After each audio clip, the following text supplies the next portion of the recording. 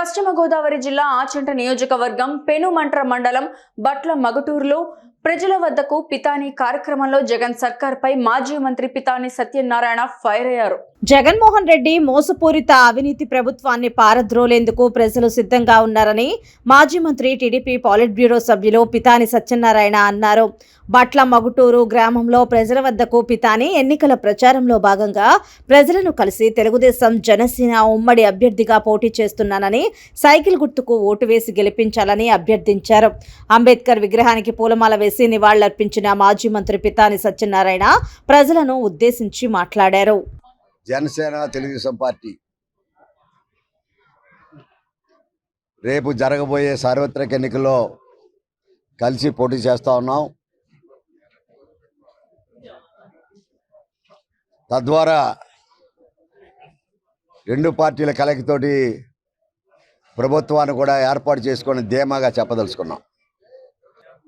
జగన్మోహన్ రెడ్డి ప్రభుత్వం మీద, వైఎస్ఆర్ పార్టీ ప్రభుత్వం మీద మోసపూరితమో అవినీతి ప్రభుత్వాన్ని ఎంత తొందరగా పాలత్రోయాలి ఈ ప్రభుత్వాన్ని అని చెప్పే ప్రజలు వెయ్యి కళ్ళతోటి ఎదురు చూస్తున్న సందర్భంగా చూస్తూ ఉన్నాం. ప్రతి ఇంటికి వెళ్తూ ఉన్నాం, ప్రతి ఇంట్లో మాట్లాడుతూ ఉన్నాం. ఆఖరికి వైఎస్ఆర్ పార్టీ కార్యకర్తలతోటి, నాయకులతో కూడా మాట్లాడుతూ ఉన్నాం. ప్రతి ఒక్కరిలోనూ నిరాశ, నిస్పృహ,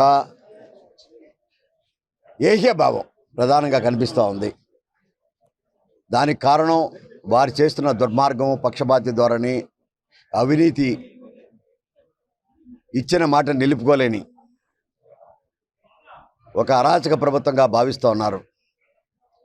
డెఫినెట్గా ఎన్నికల బరిలో ఎన్ని చేసినా కూడా మాయ చేయడానికి జగన్మోహన్ రెడ్డి రేపే విశాఖపట్నంలో ఒక మీటింగ్ పెడతాడనే వార్త మేము వింటా ఉన్నాం.